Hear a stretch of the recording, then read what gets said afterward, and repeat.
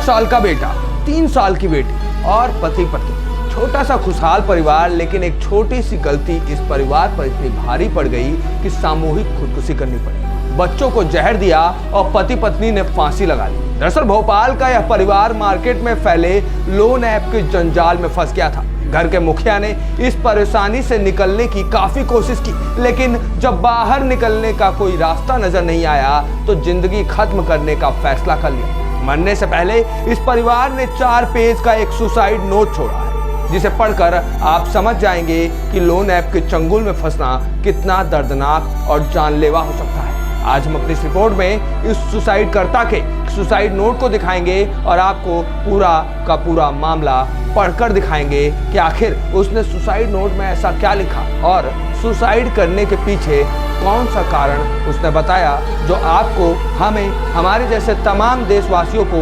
समझना बहुत जरूरी है। तो थोड़ी देर रुकिए और पूरे वीडियो को देखना मत भूलिएगा। 4 पेज के सुसाइड नोट में उसने अपनी पूरी दर्द भरी दास्तां लिखी थी। स्क्रीन पर आपको सुसाइड नोट का पहला पेज दिख रहा होगा, जिसमें लिखा हुआ है, समझ नहीं आ रहा क्या करें, पता नहीं हमारी इतनी प्यारी सी छोटी सी फैमिली को किसकी नजर लग गई। अपने परिवार के लोगों से हाथ जोड़कर माफी मांगना चाहते हैं। एक गलती की वजह से हमसे जुड़े सभी लोग काफी ज्यादा परेशान हुए। खुशी खुशी हम अपने परिवार के साथ जी रहे थे, कोई परेशानी या किसी बात की चिंता नहीं थी।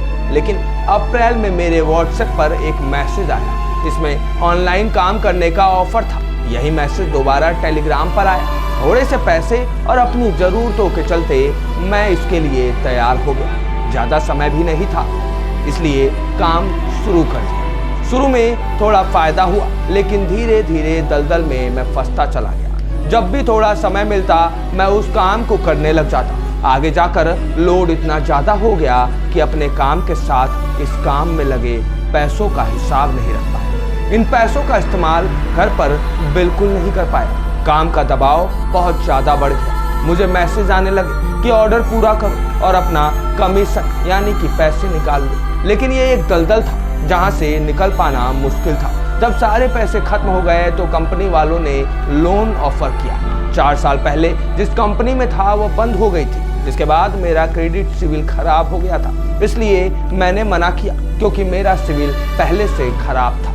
लोन कहाँ से मिलता, लेकिन कंपनी वालों के कहने पर मैंने कोशिश की और लोन मिलता चला गया। उन पैसों को भी मैं पानी की तरह कंपनी में ही लगाता चला गया। सुसाइड नोट में आगे लिखा गया है, काम शुरू करने से पहले मैंने ई-कॉमर्स कंपनी की वेबसाइट चेक की थी।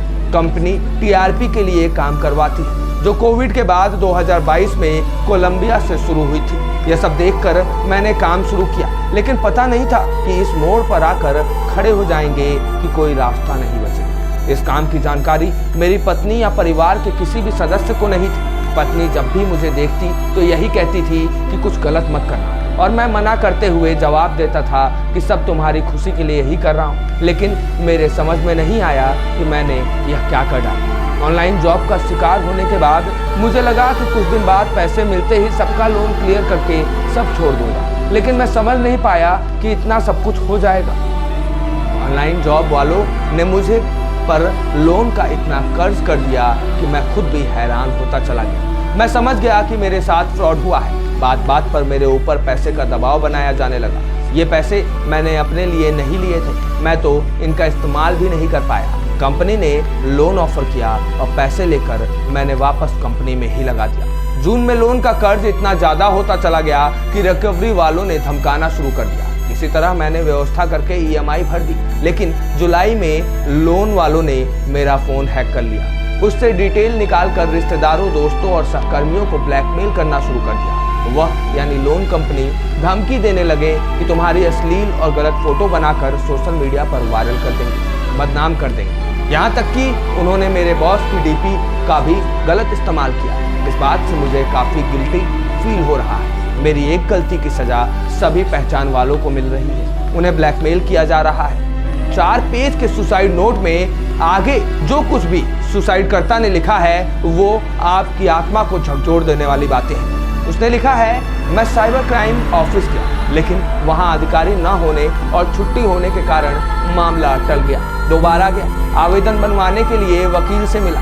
उन्होंने ड्राफ्टिंग के लिए समय मांगा, लेकिन मैं न किसी से बात कर पा रहा हूँ और न ही अपने परिवार से नजरें मिला पा रहा हूँ। कोई नहीं समझ पा रहा कि आज मैं अपनी ही नजरों में कितना गिर चुका हूँ। नौकरी जाने की नौबत आ गई है, अपना और परिवार का भविष्य नहीं दिखाई दे रहा है, किसी को मुंह दिखाने लायक नहीं बचा हूँ। परिवार से कैसे नजर मिला पाऊंगा?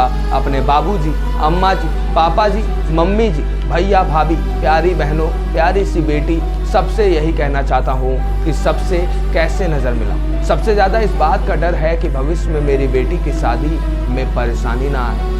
इसलिए परिवार यानी पत्नी और बच्चों रिसु और किसु को तकलीफ में नहीं छोड़ सकता, इसलिए अपने साथ सभी को लेकर जा रहा हूँ। सबसे फिर माफ़ी मांगता हूँ, मेरे परिवार को माफ़ कर दें। मैं मजबूर हूँ, शायद हमारे जाने के बाद सब कुछ अच्छा हो जाएगा। सुसाइड नोट में यहाँ तक कि सुसाइडकर्ता ने अपनी अंतिम इच्छा भी बताई। हमारे स्क्रीन पर देखिए, सुसाइड नोट में उसने अपनी अंतिम इच्छा में क्या कुछ लिखा है। निवेदन है कि हमारे जाने के बाद परिवार वालों को लोन के लिए परेशान ना किया जाए, ना ही किसी रिश्तेदार या साथी कर्मचारी को परेशान किया जाए। मैं अपने पापा, मम्मी, बाबूजी, अम्मा जी, तीनों बहनों, बड़े भाइयों, अंतु दी, दोनों सालों सबसे माफ़ी मांगता हूँ। हमें माफ़ कर दें, हमारा साथ यहीं तक था। हमारी अंतिम इच्छा यह है कि हमारा पोस्टमार्टम ना किया जाए और सभी का अंतिम संस्कार साथ में किया जाए, ताकि हम चारों साथ में रहें। आज हमने इस रिपोर्ट में ये पूरा सुसाइड नोट आप लोगों के लिए इसलिए पढ़ा क्योंकि आप लोगों में और हमारे आसपास ऐसे कई लोग मौजूद हैं जो पैसों की कमी को लेकर ऑनलाइन काम पकड़ लेते हैं, ऐसे तमाम फ्रॉड कामों में संलिप्त हो जाते हैं। आज ये भोपाल में जो कांड हुआ है, भोपाल में जो ये घटना घटित हुई है, ये आप सभी के लिए, हम सभी के लिए एक उदाहरण है और एक नज़ीर है, जिसको समझते हुए हमें ऐसे फ्रॉड मुद्दों से दूर रहना चाहिए और अपने परिवार का ध्यान रखना चाहिए। ए न्यूज़ टुडे से विश्वेश तिवारी की रिपोर्ट।